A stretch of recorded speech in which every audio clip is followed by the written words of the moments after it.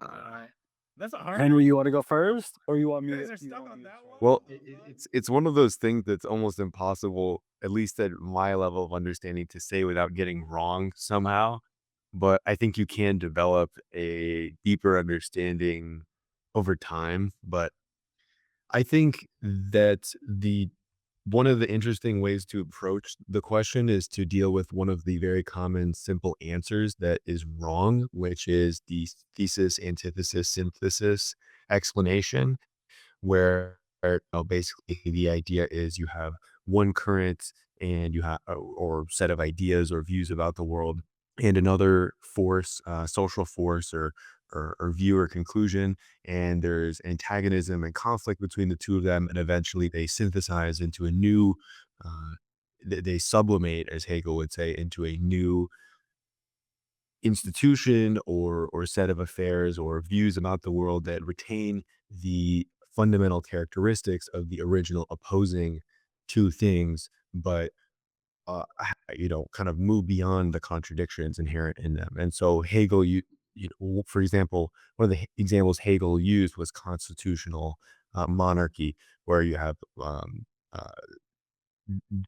republicanism and monarchism that are engaged in this conflict and struggle about governing society, and then you get a constitutional monarchy, which is sort of this institutional fusion of the two political programs. But there are very specific things about what Hegel meant by these two different tendencies that are fighting each other, and he went into a lot of detail about what these two different tendencies were and what their characteristics were, and also how this was embedded in the gestalt or the spirit of the of history and how these historical forces manifested throughout time. And I would say that a simpler and potentially more useful introduction would be the idea that everything is constantly changing and that categories constantly change and become less useful. And it's about understanding the way change and conflict creates developments over time. Yeah, Henry, I'd love to hop in real quick and maybe take a few steps backwards because you really just got into it. Um, to answer your question, Preet, for me, dialectics is a recognition of two things. One, that the material world operates in a very particular pattern, just like Henry said, in terms of this real contradiction that develops into solutions, into problems, into solutions. But dialectics as a framework also helps us recognize that in relation to this historical development, human knowledge is also developing in parallel. So human knowledge is able to look at this moving, developing world, this transforming material world, and also get more and more accurate over time. And so the relation between this human knowledge and this material development together is what I think Hegel is talking about when he talks about dialectics. Now, he has very specific things that he's focused on, which are different than Marx. And Marx's dialectics is concerned with different types of problems. But for the most part, for both Hegel and Marx, it's this human knowledge development in relation to, and sometimes in contradiction to, the material development of the world. Yeah, everything I've learned about Hegel so far, I'm like, this dude would love, like, for example, evolutionary psychology, just like how people understand the human brain. And they've come to learn that a lot of the hardware that our human brain is working off of is like antiquated for the modern day world. Like, there is a very big disconnection between the human mind and the material world a lot of times, I feel like, in ways that we can't really sense because, we're in the human mind. Um, why would you guys say this framework is even useful at all? Why even go for dialectics? Why not?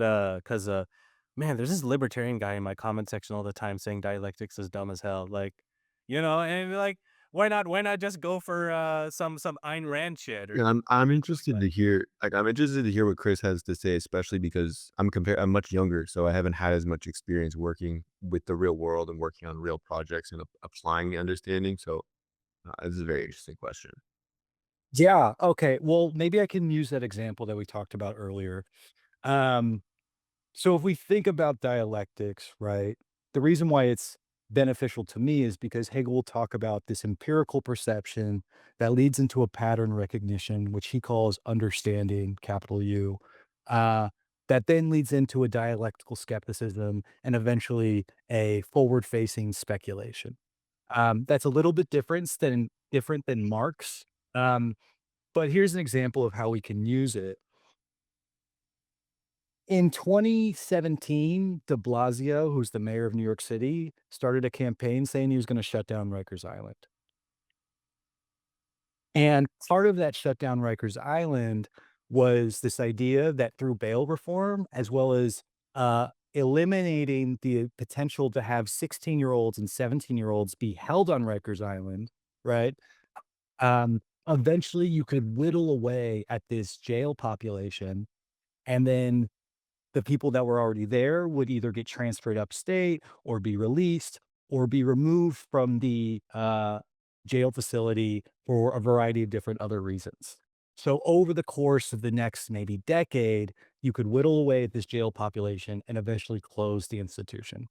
So you have in the beginning in 2017, you have two ideals, we could say. One, you're going to have this abolitionist project in which you close down Rikers Island, which is a nationwide notorious incarceration center. And then two, you have this pro-child reform process in which now you're no longer going to allow children to be held on Rikers Island. You have to be a legal adult to be in this terrible jail facility. Now that's good. Like just in general, right? Like no one could argue helping children and closing jails, at least if you're on the left, is a bad thing. But what we had seen over time as this thing developed materially in the world is that there began to be certain levels of contradictions that were a part of this shutdown Rikers movement. There was a maybe we could call I don't want to disparage anyone when I say this, but maybe a more left tendency that was more anarchist in the sense that they were like, there will be no new jails that will replace this aging facility. And then maybe there was more of a for lack of a better phrase, a right tendency that were like, well, we have to build newer facilities that are in different boroughs to replace this dilapidated infrastructure. Those new facilities were never built. So, for all intents and purposes, the left tendency won, right? But what ended up happening when you now removed the 16-year-olds and 17-year-olds from Rikers Island is that they just got transferred into the already existing juvenile detention facilities that existed, namely Horizons in the Bronx and then Crossroads in Brooklyn. I don't have the numbers in front of me, but essentially both of these institutions held around 40 people or less before the implementation of these reforms. Okay. Currently, right now, they both hold nearly 200 people each. Now, why is that important? Because at first, the people with murder charges, the children with murder charges that were held in this facility, I think were both sub 10%. And now they're both 50% or 60% and above in both institutions.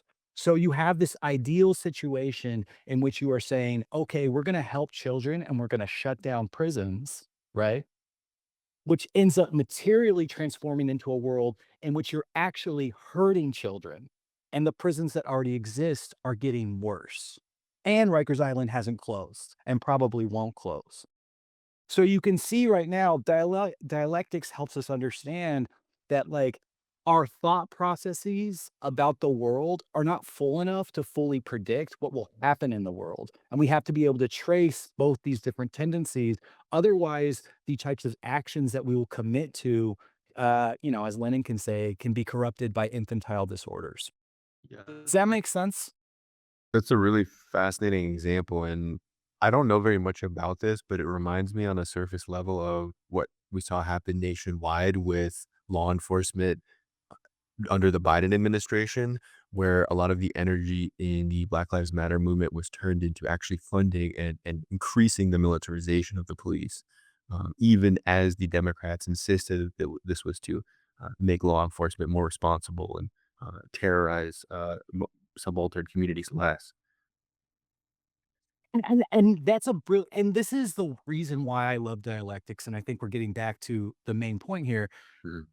is that when we make dialectics practical or concrete, it is hugely powerful, right? But like when we like, and I say we as people on the left, academics, whatever, and this goes back to another point that you said earlier, Preet, where that guy in your comments is calling dialectics stupid. Dialectics can be stupid because a lot of people use it kind of as a magic catch-all. I mean, this is why Vivek Chibber at NYU hates dialectics. It's not so much that I think he hates the process of this dialectical thinking, but he hates the academics that use the phrase because sometimes it really does mean lazy theorizing. Do you get what I'm saying?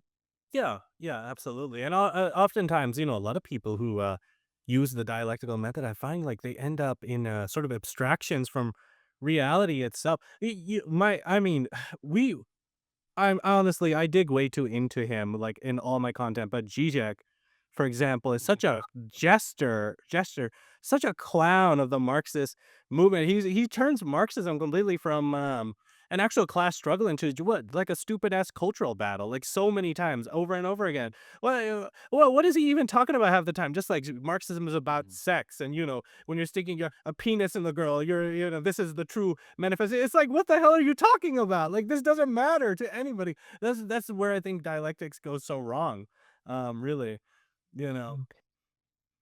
And I think, and Henry, I'd love to hear if you found this in your readings of Hegel. But to me, what you're talking about is the difference between a Hegelian dialectics and a Marxist one. You asked this question earlier, but just to make it explicit, to me, the only difference that really seems to matter are the questions that each of those thinkers are interested in. For Hegel, and I was bogged down by this for a long time, I think through my commitment to Hegel, but like these big questions of why everything is the way that it is are really important for Hegel, which is why, and I know that this is actually controversial, but why a lot of people associate Hegel with this theory of world spirit. Um, a lot of people think that Hegel was invested in like this closed system that would just make sense of itself. I think the language he uses is a circle that is its own beginning, right? Hegel really wanted this closed system, this totalizing system. And the difference between that and Marx is I don't think Marx is very concerned with these larger trans-historical questions. I think he's very concerned with his own historical moment. He seems to recognize that things develop and transform based on, or at least are overdetermined by material interventions. Um, and if we can get rid of the world today, we can potentially build a better world tomorrow. But he doesn't seem that concerned with these like gigantic questions of why that happen, that maybe predate human society. Yeah, I think it really gets to the heart of why that quote from Marx is so famous that the philosophers have just interpreted the world, but the point is to change it. And I think I definitely got that sense from reading Hegel, but also even more so by appreciating the history of that time and that period of German history. And even there's that old story that, Hegel was writing and during the war, I think it was the fourth coalition, but, Hegel was writing in his university and Napoleon rode by his door and he kind of saw him as this, oh, this is the winds of history. And Hegel, I think really comes across to me as somebody who really delighted in this idea of being able to complete the Enlightenment and having Mm, this full scientific analysis and framework that describes everything. And he saw this as his life's goal and mission. And he wasn't concerned as much with how this would really impact people because, as far as he was concerned, it was much more about analyzing and understanding for him. Whereas with Marx, I think you can see in really in the Hegelian tendencies between the left Hegelians and the right Hegelians, the right Hegelians take on that interpretation more, which is that you have a this is a way of understanding things. It can even be interpreted in a conservative way. This is the way things Mhm. are. We should be careful. We shouldn't mess it around. Things are so much more complicated than we understand. And then with the left young Hegelians like Marx, you see them getting inspired more with the idea of using Hegel's insights as a tool of political change. And then that really culminates in Marx. But I think it's also worth highlighting how much Hegel really influenced Marx, not just in his Mhm. early years, but then later, while he was writing the Grundrisse. I can't pronounce German, sorry, but the Grundrisse, yes, when he's writing the Grundrisse, and he hadn't read Hegel in a number of decades, he was given a copy of one of Hegel's books by one of his friends while he was in London, and he figured, yeah, whatever, I'll just take a look at this again, and he sees it in a completely different way, and it helps underlie a lot of historical materialism as it's articulated in Capital Volume 1. So I Mhm. see Marx really engaging with and also Marx's influence, as a materialist from Feuerbach, and the idea of the material world being all that exists and being anti-idealist. You see kind of a weaponization of Hegel's ideas, in Marx, but I think it's really difficult to think about Marx without Hegel as well for me, and I think that, um, Marx would probably say the same, that he wouldn't really have had the same insights and the same, uh, built the same revolutionary toolkit, without Hegel, even if Mm. Hegel's wasn't intention wasn't revolutionary. With Marx, you can even see the evolution. I mean, if you read his earlier works, like on the Jewish question, which everybody always misinterprets to being anti-Semitic, but in that he's calling in Germany for, you can see his transition from an idealist to a materialist within his lifetime. Because within that essay, he's calling for Germany to become a republic like America, and he's saying, "Oh, that's the highest form of thought, right? And that's the best way for us to like liberate ourselves is through Germany becoming a republic. It represents the highest form of thought. He was very thought forward, and then slowly but surely, like by the time you get to German ideology, he's saying, ideology, idealism, this is all just bullshit that rulers tell us, right? So he goes from like advocating from an American republic, right? This highest ideal of thought, freedom, liberty, yada yada, to saying this freedom, liberty, yada yada bullshit is just BS they tell to the masses to justify their own power. In every class society, the ruling class has always said bullshit like that. And you get that like excellent quote, the ruling ideas of every era are the ideas of the ruling class. You can literally see him go from idealism to materialism throughout his life work. I'd like to note here, since we mentioned Zizek earlier, German Ideology is Zizek's least favorite Marx book, so that's an interesting point. He talks about that a lot, actually. That makes sense, honestly. That makes a lot of sense. Um, would you guys say that dialectics created a new scientific method? Because the way dialectics has been explained to me through like online articles is like the categorization, you like measure a plant, you take down its biometrics, is this centimeter tall, but you can't really get to a true actualization or realization of what the plant is until you recognize its growth, its change, it's all that. So I don't know. That's the way it's been explained to me. I I wouldn't say so much that it's a new scientific method because I Mm, think really the people that I have the easiest time talking about dialectics with, so long as I stay away from some of the like academic terms, are my friends that are scientists. mm, Like, when we talk about using a quote unquote "working definition," right? My scientist friends immediately understand that in a dialectical capacity, in the sense that it's like, this is what we will use as a stand-in until we learn that there is a better definition available, right? So everything in a lot of these scientific analyses are just in flux. Now, where I think the dialectic is, I don't wanna say more powerful, but at least more, broad and encompassing than the traditional scientific method, is the fact that dialectics specifically, says that it has, I don't know, authority over or speaks to the political landscape, the social world, these things that traditionally, like, hard science says, "Oh, we can't actually discuss." So the dialectic is just applying that kind of hard science vision um, to a broader sense of human life. Yeah, I Yeah. agree. I think it's a little pretentious for Hegel to think because, I in the space that Hegel operates, it all made perfect sense in his mind, and you can see he really had this euphoria that he figured everything out. But when it comes to interpreting new historical events, when it's more intangible, like the observations that Hegel makes, it's just not really his logical devices and the way he thinks is so powerful. But I think Marx is really much closer to a scientific approach to the social sciences and to history and class politics and so on, because it it generally starts from the perspective of why is this happening? What caused the war between Russia and Ukraine, for example? And we're not going to accept a simple explanation. It has to be something deep and material and fundamental in society.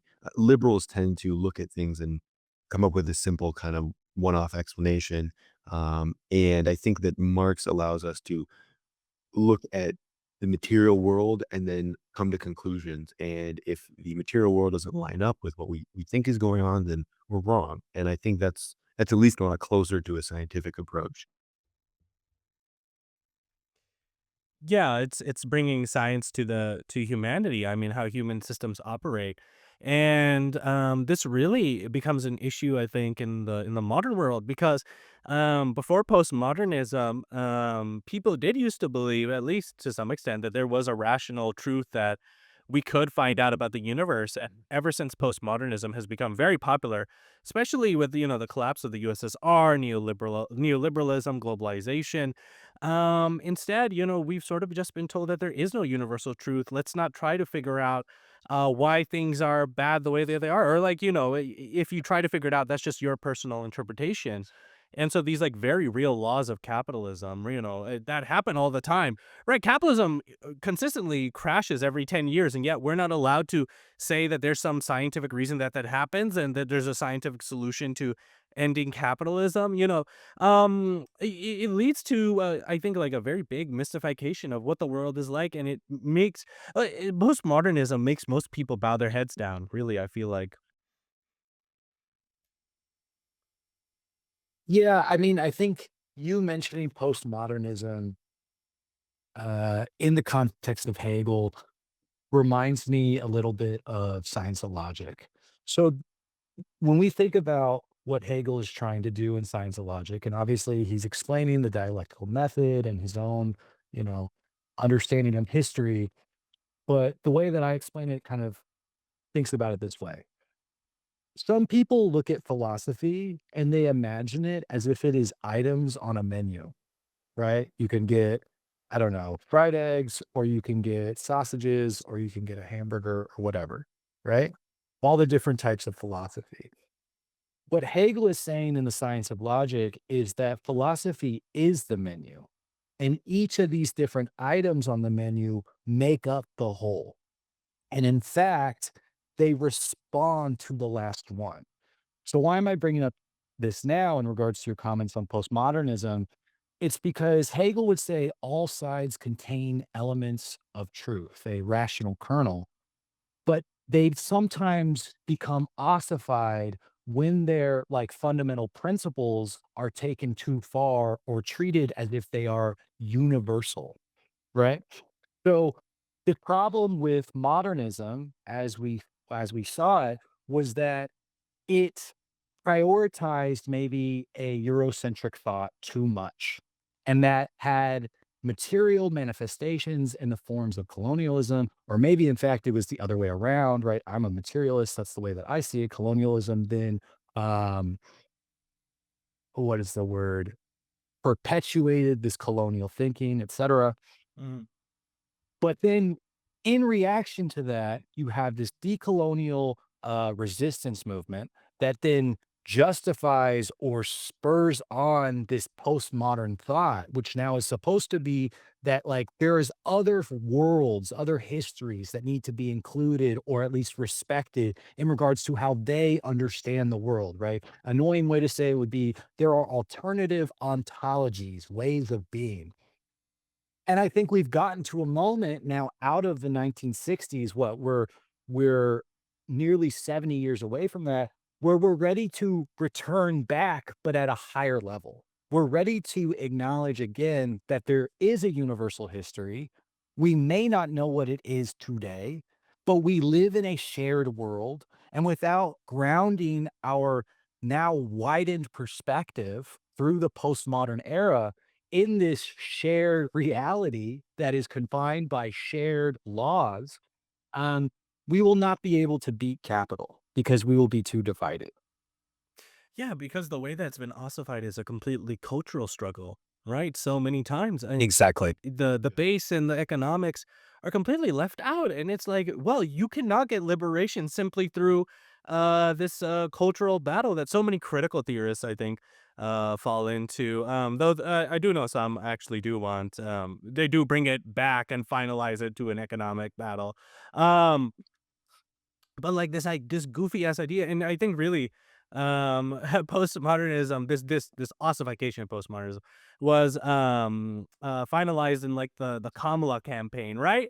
Where like you could see like she's a black Yeah. Indian woman and she's running for the highest office of the land and she might be perpetuating a genocide, but this higher this cultural battle is so much more important than the actual effects. And even though, poverty might be going up like amongst people of color and yada yada, and inflation, all that matters is that this cultural battle has been won. And it's such an infuriating, I think, moment, especially as many people have fallen into that, again, that end of history mentality that capitalism is all we will ever achieve.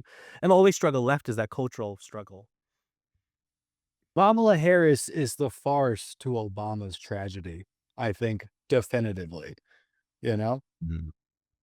Yeah, I mean, also, like, in a world where fascism is multicultural in a way that's really unprecedented. I mean, the people who are being harmed and attacked by the fascist state are people of color, and marginalized communities, but I mean, there's immense amount of collaboration across different communities, different economic positions in a way that really I think is unprecedented. And so much of the fascist articulations of white nationalism had been transferred over into Christian nationalism in a way that's really disturbing. And the fact that liberals sort of we're never able to understand that. It's bizarre. And it was always a stupid, insensitive, racist, liberal thing to say that, well, somebody who is a black person who is in a position of power will behave differently somehow and you know,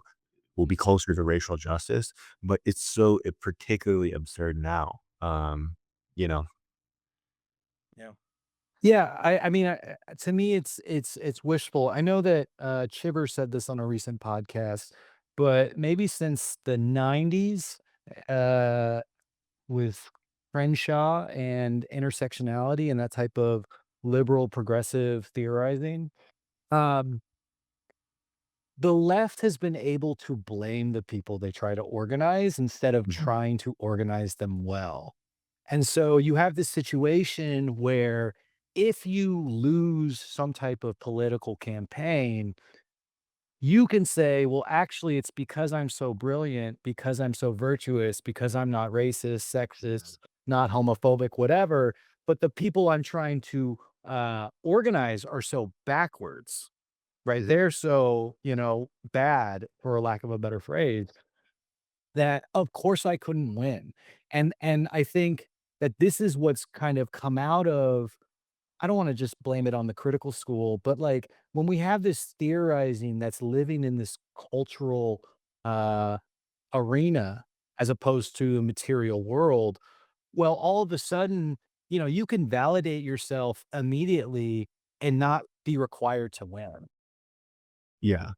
Yeah. And I think also Chibber never, I haven't seen Chibber say this, but I think it's a bit of a through. through line for me between him and Gabriel Rockhill, where Gabriel Rockhill will sometimes really emphasize the degree to which fascism is astroturfed and reactionary Mhm. attitudes are astroturfed. And one of the things that I think these people really rely on, these people that Chibbers is getting upset about, is they rely on this liberal notion that reactionary attitudes are natural, that people are naturally racist, that they Yeah. naturally hate trans people, that they naturally are sexist, when all of these things are manufactured on some level to reinforce material social structures and hierarchies and are perpetuated in a massive way through the media. I mean, one example of this is if you look at the difference in anti-black racism in China and Mhm. the Republic of Korea, South Korea, and Japan. The Republic of Korea and South Korea and Japan, what you'll notice is that the anti-black racism that does exist has the same character fundamentally in terms of stereotypes and racial racist attitudes as American racism, because the exposure to American media and movies has Mm. been so immense. But Mhm. in the PRC, in China, there's anti-black racism to be sure, but it takes on a completely different character. You think of things like, sometimes black people are said, "Hey, we're so grateful in China that we have the United Nations Security Council seat because all the African countries voted him. We're so grateful to you." And the guy's like, "Well, I mean, I'm from, the Bay Area or whatever." So there's that Mhm. racism, but it's a totally different set of socialized attitudes, Mhm. and Mhm. liberals are unwilling to engage with that. They think that people are naturally like this and they have to be enlightened. They don't focus on countering reactionary attitudes with other explanations for material reality. Um, This go Go ahead, ahead, sorry. Chris. No, go ahead, Chris.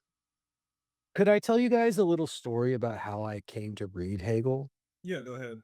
Because it reminds your comments, Henry, I think, remind me of some of the stuff that I, like, struggled through.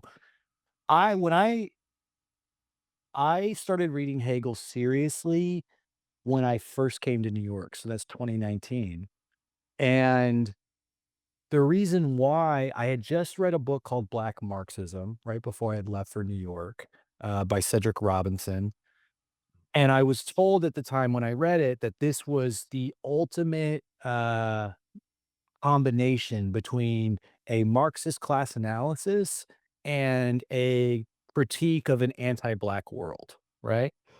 Maybe class analysis meets critical race theory. That's a little anachronistic because I think critical race theory was started by Kimberly Crenshaw in the early 90s, but regardless, those were the general ideas. In this book, Black Marxism, there's a section at the end about a guy named CLR James who ended up becoming like my guy. And in the CLR James section, um, he talks about this book, Notes on Dialectics. James, at some point, is quoted saying that Notes on Dialectics was his most famous work. Now, at the time when I go to NYU, I'm under the opinion, I think Fred Moten might have said this, but that Hegel was the first white devil. And I was really on this like kind of maybe ultra leftist tip of thinking, oh, I don't need any of these dead old white dudes, right? But I really liked the CLR James section of Cedric Robinson's Black Marxism, and I, for whatever reason, really wanted to read this Notes on Dialectics. So I ended up finding it in the NYU library, and I'm because I, and I'm just gonna become clean. See, Cedric Robinson was a black academic, so I was like, I can trust him. CLR James, also a black revolutionary, I can trust him. So I'm kind of coming into this in this like anti-Hegel way, uh, but I feel confident because I'm being guided by black theorists. I read Notes on Dialectics cover to cover, maybe two at this point now in my life, like 7 times, right?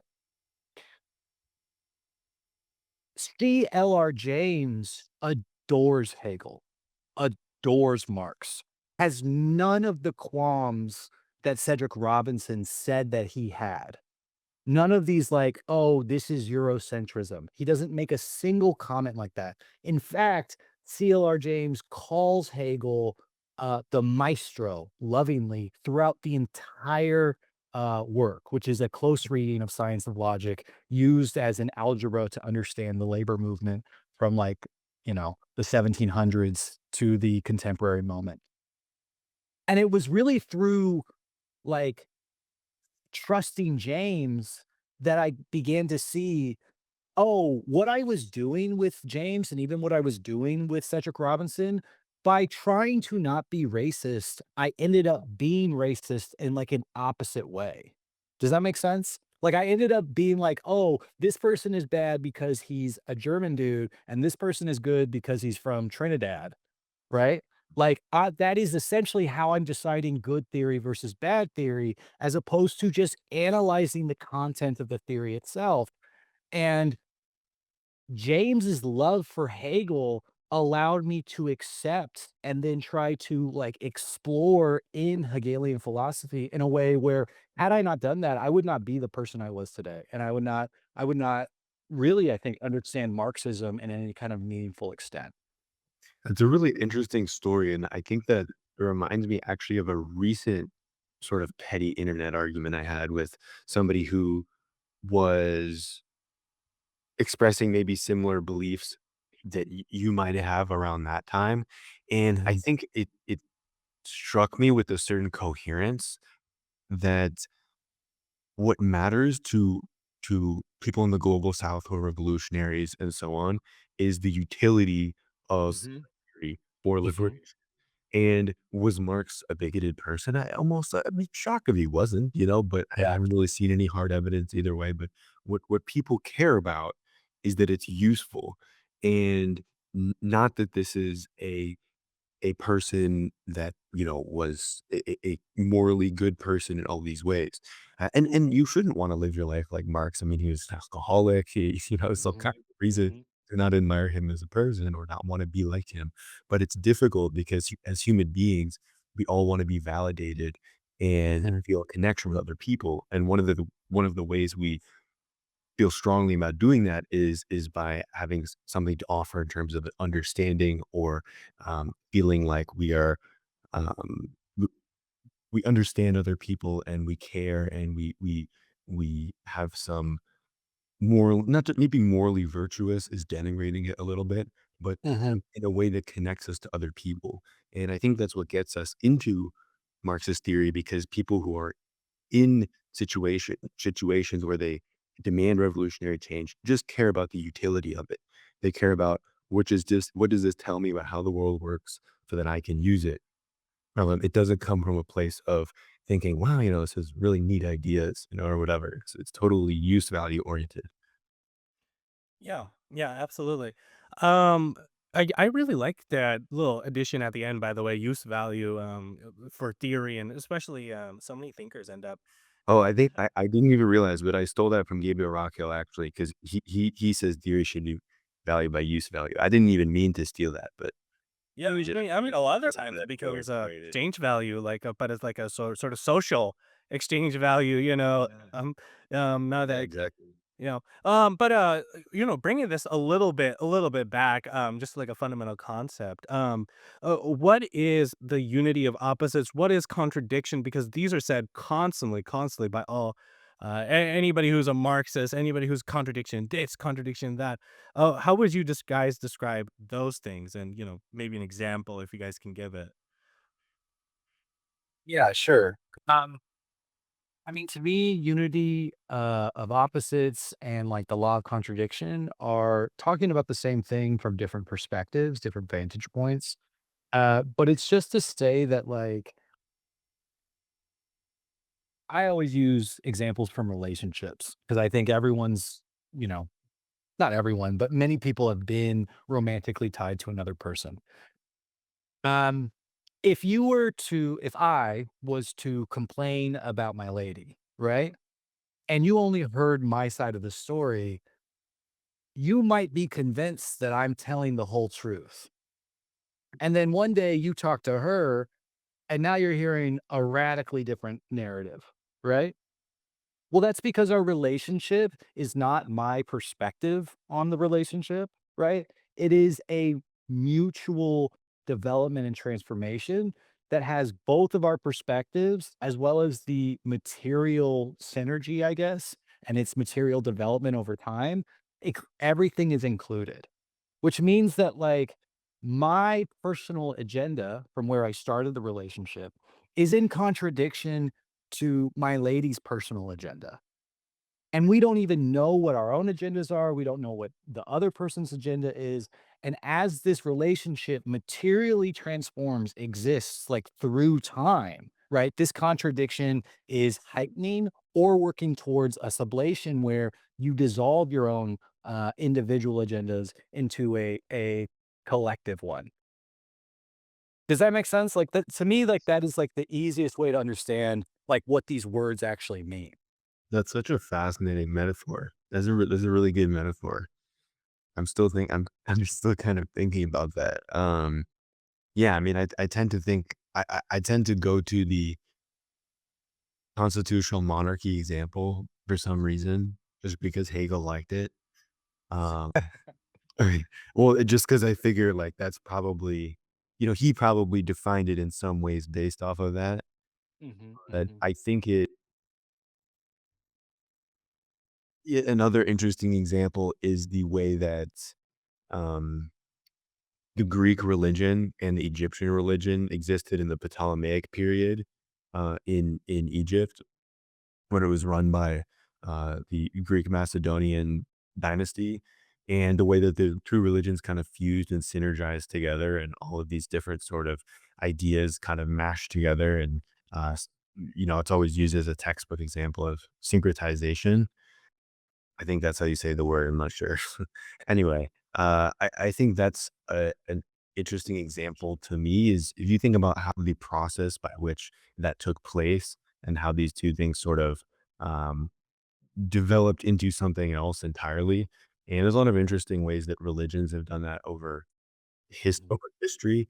But then I think in a material context, it's really the class contradiction. And I think one of the ways I try to articulate it to people, and I'm not trying to use the word Marxism, if you know what I mean, is that the owners of companies always have an incentive to pay their workers less and make them work more, and the workers have an mhm, incentive to work less and get paid more. And so mhm, over time, they have different interests, and this brings them into conflict with one another. And that's always a kind of really nice gear turn, I think, for a lot of people, especially liberals or conservatives who sort of will start to see that pattern everywhere. mhm. But I think that it's also a concept which is best approached by a bunch of different examples, and then the pattern starts to emerge, and the way of analyzing and thinking about the world starts to emerge a bit more. I mean, Yeah. if you read Das Kapital, I mean, Marx is constantly looking for contradictions that are resolving themselves or about to or will resolve themselves through socialism or things like, for example, his example of variable capital and constant capital. Basically, capitalism, the main source of value under capitalism is workers. So that's the money spent on variable capital is the money spent on hiring out workers. Constant capital is money spent on these big industrious machines, and they make products faster and faster, which capitalists love, right? But they also reduce the rate of profit because they're not human beings. They're not able to create value. They can only impart their value onto the product. And since they make the products way faster, the value of the product falls. And so these two are always in tension with each other. And what does it lead to? Mm, Marx finds you in these big breaks like financial crashes because capitalists are mhm, putting so much Yeah. money into automation. Mhm. People get thrown out of jobs, large amounts of people unemployed and just littering the streets because, again, these are two in contradiction with each other, and constant capital keeps on winning. And every time constant capital wins, you get these big shifts in capitalist history. Yeah, it's yeah, I go ahead. I that go you can go ahead. You go ahead. Well, I was just gonna make a kind of I love the way that you guys are thinking. I think I'm just like always trying to make um very easy ways for people to kind of absorb dialectics. I love the examples you guys are offering. But you know the phrase like going to the well too often? Oh, I've been going to the well, right? I've Like never heard. dialectics. You never heard that? Okay, it just No. means doing the same thing over and over and over, right? I've been going to the well too often. Well, guess what? Dialectics is recognition that if you go to the well too often, you're gonna run out of water, right? You have this strategy, you get water from the well, but you do that too much, you're gonna reach an absolute limit. Now, that sounds like a very obvious thing, but Marx is saying that exact same thing in your example, Pre. He's saying that, look, if you keep trying to exploit greater and greater, trying to lower the cost of both labor while also increasing productivity, right? You keep going to this well, guess what's going to happen? You're going to run out of water and you're going to cause a financial crisis, right? And the relationship and recognition of these like uh opposite poles, right? Through this repeated process over time, that's what dialectics is so good about speaking about. Yeah, I think I was going to say something similar. I think I just got hit on the head by the ghost of Marx or Hegel or something like that because I think I just came up with a really good metaphor. I think that one way to think about it is to really keep at the forefront of your mind the idea that things are constantly changing and nothing stays the same. Everything is in the process of changing from one thing into something else. And so when you look at a person, for example, people like to say when you're younger, you're a product of your genes. When you're older, you're a product of your habits. So if people, um, you know, if somebody is drinking too much and drinking habitually for many years, that will show up in their health, in their body. It will cause problems. But on any given day, they're just kind of, it's just one specific day. You're not thinking about Yeah. the contradiction because the contradictions emerge over time. So when you think about That's that right. system, whether it's a person or a society or a car or whatever, think about what will emerge over time. Sort of like in math, when you think about limits, for example, when you're trying to find the limits of um, of an equation or something like that. Um, Over time, what becomes the dominant emerging patterns, right? What day to day, everyday things that are happening a little bit every day will accumulate to create and define what it is in the future. And so one of the things I think about thinking dialectically, or the thing that always helps me is think about everything is constantly changing from one thing into something else. Um, and it is never staying the same. And what does that mean? What does that really mean? That everything's constantly changing into something else. Yeah, I love that. And, yeah, the universe is not, static whatsoever. I mean, I think this is why so often I feel like it gets like, people say, like, Hegelism or, like, dialectics is like a universal law because nothing stays the same ever. I mean, really, everything is in constant flux. Even life itself, I mean, human life itself, it goes against entropy, and eventually all energy in the universe will level out, and the universe will stars will level out, and eventually the universe will become dark and, without any light and just floating particles, which I think is a very sad thought to some extent. But going back a little bit, that example you brought up, Henry, of Hegel, looking at Napoleon, right, and just being fascinated by him. And in addition to that, like my words about like how modernism versus postmodernism and this idea that history was going somewhere. I find Hegel's views of history very fascinating. Could you guys sort of explain how Hegel viewed history as a process?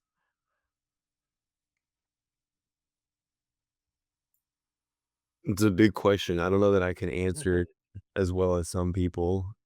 I think that it had to do with his attitude towards this concept of things constantly changing and forces, historical forces interacting on this kind of grand narrative. I think Hegel's beliefs and opinions changed a lot over his life, of course, and they really developed through his lectures. So the notes he would write and the lectures he would give to his students helped him shape his thoughts and his views about the world before a lot of his major works. And I think that and especially at that time, we tend to think with COVID and all these, things happening that we live in a very exciting kind of part of history where there's a lot going on. But really back then you would have felt similar, would have felt like there's all these, the French Revolution and France strengthening as a result of the revolution and all of these constant, massive historical changes.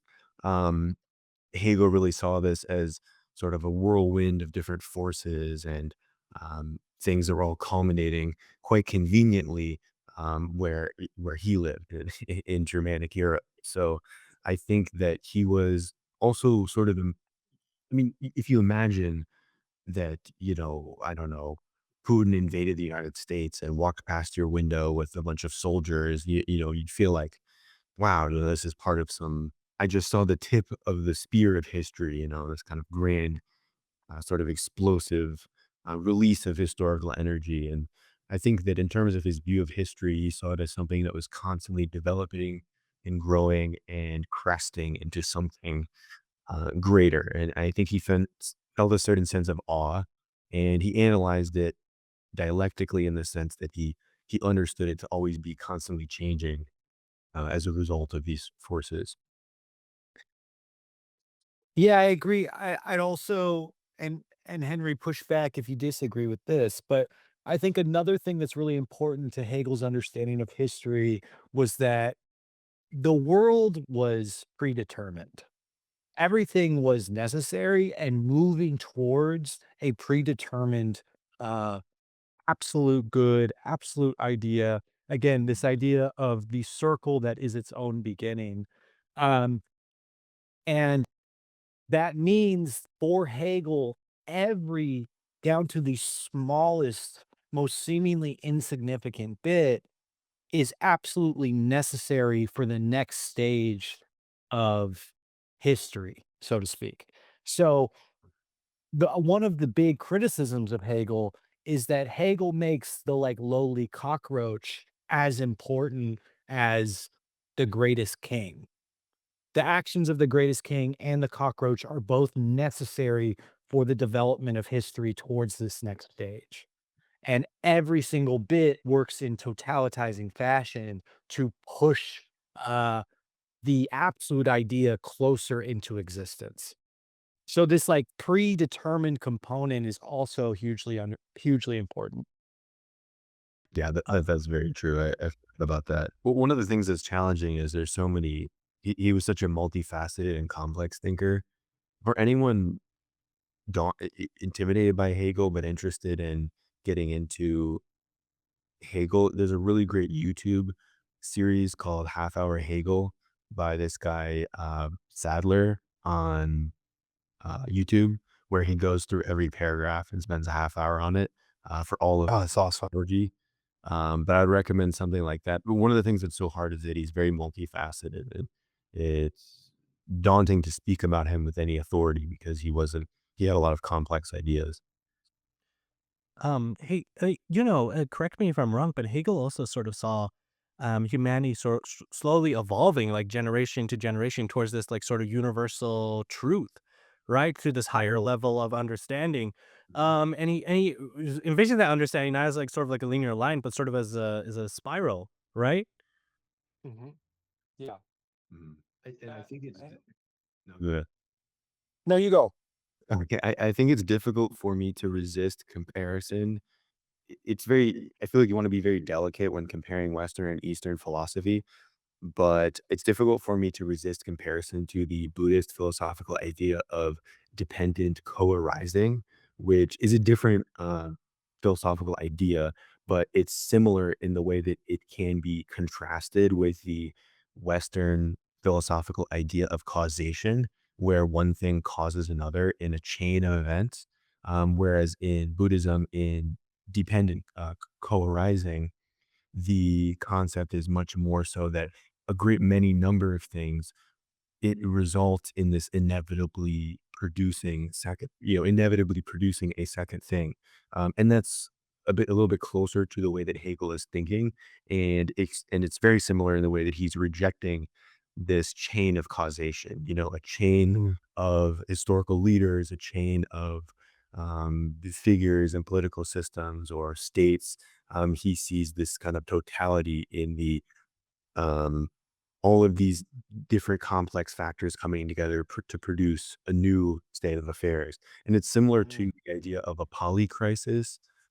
This guy, Talib, I think, talks about it. He's sort of a popular, like, Western bourgeois academic, but he talks about analyzing the economy and things like that in terms of a polycrisis, where there's a bunch of different things that contribute together to produce something, and it can't be understood through any one factor. And I think that was another key aspect to the way Hegel approached things. And I can't say, I can sort of see almost the basis of this within Marx and Lenin. I mean, this idea that we're all coming towards this like universal sort of through successive generations that capitalism has simplified so many things about past generations and economic trends. You know, it's simplified class society. Whereas like before in the feudal mode of production, you had like the middle class and noblemen and this bureaucrat and that there's a very simple class relation now, and there's a very simple economy rather than this very disparate industrialization has globalized the world and centralized it under these mega corporations. And so, you can see through these successive stages that humanity is reaching very close to under capitalism, reaching a classless world, a world without classes, a world without the commodity, which has existed in like simple production before, but now has become generalized. A world without so many things, money. You can see humanity through successive stages going spiraling right back to that original Mm. understanding of humanity, which was during our hunter-gatherer days, where everything was communal and we all owned everything together, and there were no classes. So I think you can really see Marx's Hegelianism and how he envisions the stages of history. Yeah, I think that's spot on. Um, Again, I think the way I describe myself, and I don't mean to project this onto Marx, but I'm more of like a Hegelian agnostic, in the sense that I'm just like no longer caught up in like if world spirit needs to matter or not, or if every action leads towards the absolute good. I'm much more interested in a Marxist dialectic of like, I think strategically, this is how we intervene to make a world founded on collective freedom. Um, but eh, I don't think anywhere I know that Marx like rejects some of Hegel's more grander ideas outright. I know that what he'll say is, I'm focusing it as a method to speak more explicitly about the economy or political economy. But I don't know if he's ever like, oh, this is absolutely not true. Yeah, and a lot of people oftentimes will say like Marx and Engels were identity reductionists or something of that sort. Um, and they did spend a lot of time on the economic base of society, but Engels, towards the end of his life, he said something to the degree of, um, uh, we had to focus on the economic base the most because that is the root of everything. But I do wish we could have spent more time on the superstructure, right? Like culture, governments, how these affect worlds and human societies, and how they interact with the base. And so even Engels admitted that they had been somewhat limited in how they analyze, but it was for good reason because they had to build up that base, and now other people have been able to better analyze the superstructure. I think Gramsci was really good at extending that. Yeah, I can visualize that letter you're talking about, the Engels letter where he makes the comment where he's like, "Look, obviously we know that like the social world impacts what's going on, but we wanted to focus on this." Yeah, I'll see where I can find it while you guys are talking. I'll see if I can find it. Hold on. yeah, and I think also, like, Marx had a interesting curiosity towards the natural world and ecology towards the end of his life as well. Um, but I think that the key with Hegel, it should just be the key with any thinker is what's the use? I think there certainly are. It's difficult to understand what Hegel's talking about all the time, but I can definitely say I don't think he had great ideas about the position of women in society, for example. Um, you know, in the sense that they're not useful ideas in terms of the liberation of women. But I think that in other ways he was a brilliant thinker, and I think also just engaging with historical thinkers and philosophers, it can help attune your brain and focus on pragmatic questions in the real world in a way that's very useful. I did also want to highlight that it's Edgar Morin who said came up with polycrisis. It was not Taleb, so I'm sorry for making that error. But I think with Hegel, yeah, it's just about what is the use. I think dialectical thinking is absolutely useful. I think it's key. I think it's really brilliant attitude towards addressing um, the world, addressing sociological questions. And I think that the question should always be is what problem are we trying to solve? And are these ideas, is this way of thinking useful to solve that problem? Uh, I this is also where you get into liberalism is when you start thinking about, which ideas do I like in some abstract sense, which is calculated to develop my personal brand. And that's where you get in trouble. No, and to build off that, I think Hegel is really good and really trying to speak about transformation, and in that way, maybe almost to a it has what we call politics of empathy because it recognizes in sometimes very terrible places, we actually build with the necessary components towards something we can recognize is better for the brand, build off that liberalism. Whereas liberalism attempts to start from a well-branded concept from the jump, whereas Hegel and Marx, by virtue of Hegel, can speak to the development and transformation of things, recognizing that in the material world, sometimes the origins are grotesque, but you have to begin from that grotesque place. Then through like intentional intervention, you can develop something in all the way down. It's really morally virtuous. So you don't have to begin in this delusion that liberalism starts in because they have to be good all the time. Liberalism is delusional because it has to say, unchangingly, I am always. Whereas Hegelianism and Marxism can speak to how things can In fact, I think they insist that things start out really bad. Oh yeah, I found the letter, by the way.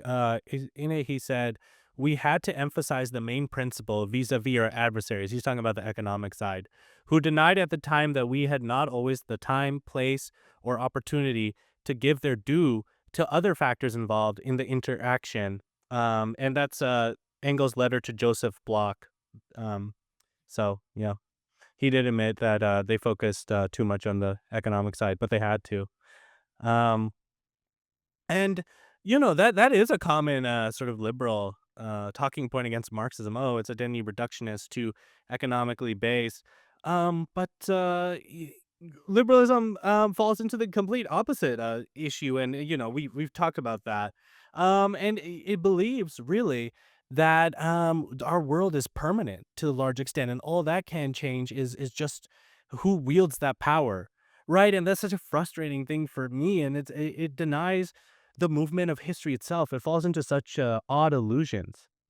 Yeah. I mean, I don't think that's ever really made in good faith anyway. I don't think they really. I think it's just part of a project to dismiss uh, revolutionary politics. Yeah. Yeah, I mean, I think a lot of identity reductionism well, a lot of identity reductionism employs some of the same, like, tactics we see that, like, the Israeli Zionist state does. Any type of criticism of it can just be labeled, in the same way that any criticism of Israel gets labeled anti-Semitism. You can just say, "Oh, you don't agree with me on this identity point. you're anti-black. And it's not to say that like, things are not transphobic or anti-black or patriarchal, like, of course they are. Um, but arguments have to be dealt with based on the content of them, not just that they disagree or exist entirely. Yeah. Yeah, Uh, and also like the view that knowledge is something that people gain through life experience in solely, right? And that politics is something which is personal in such a way that that enlightenment values of reason and you know the enlightenment is not really real or whatever, but the principles of reason and um, logical development and understanding are sort of irrelevant. And, you know, this is all kind of blowing hot air. What matters politically is just the experiences of people in their daily lives. And if somebody says something based on their experience, that is the ultimate source of knowledge. And I think you get this a lot in Spivak, I think is really the best articulation of this in Can the Subaltern Speak? And I think I actually really appreciate her work simply because she articulates this incorrect opinion so well, actually. And I think that what ultimately happens is you get revert back to the actual material interests of society, and all of that machinery keeps going and is now above um, critical analysis. So Yeah. it has the same function as conservative rhetoric. Oh, yeah. And then in that way, opposites become each other. yeah, conservatives and liberals, you know. They sort of end up on the same side. Yeah, yeah, I can see that. We're finally rounding out this conversation since it's almost been an hour. Um, Hegel separated the mind and the subject, right? The spirit and the subject. What do you think he did that? What is the spirit and the subject? You know, how do we fully understand this separation and the bridging between them? Subject and substance, right? Oh yeah, my bad. I mean, to me, they're separate, but they're not. Like in Science of Logic, Hegel will talk briefly about his dialectics, and he'll use the word moment very. The reason why he explains is because to speak about any of these other things without implying the other parts, right? To say, oh, just this one part as if it could exist in a would be to be talking about something completely different. And I think all of the pieces of Hegel's he exists in which you have to be able to kind of articulate physically about for Hegel, they are in relation to each other constantly. I don't know that I have much to contribute on top of that, in terms of how Hegel sees those 2 concepts.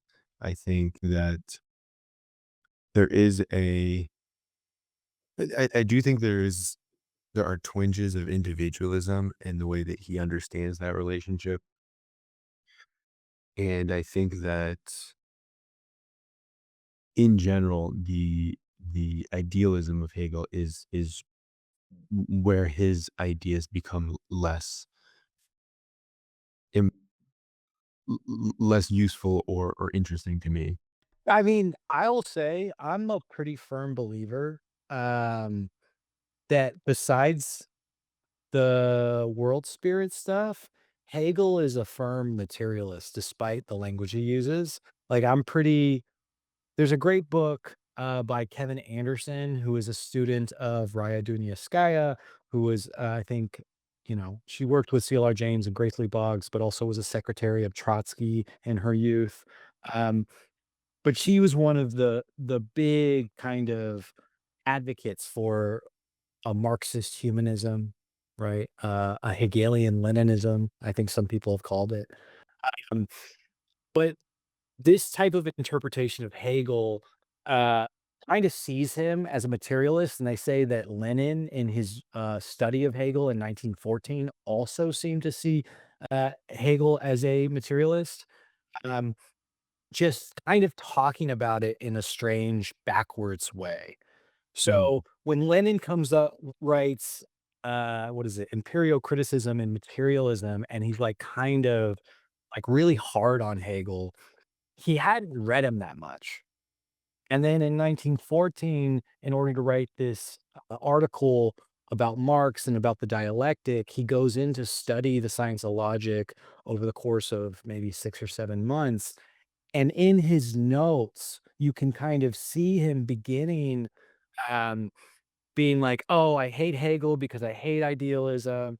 And then through the process of reading the book and writing more notes, he seems to be more and more convinced that Hegel is not only good, but the reason why he thinks he's good is like, "Oh, wait, actually, it seems like he's deeply invested in a type of materialism." Mhm. Yeah, He's just, again, talking about it backwards. Go ahead. yeah, I can definitely see that, and that's another really good point, actually, that I didn't really think about, and we didn't talk about a whole lot, which is the influence that Hegel had on Lenin. And I think it is really fascinating that even as Marx turned away from Hegel, Hegel later sort of came back from the dead for him and influenced him again in a formative point in his life, and then later came and influenced Lenin a lot. I guess I always thought of the spirit in Hegel's writings as being something that was transcendental in a certain way.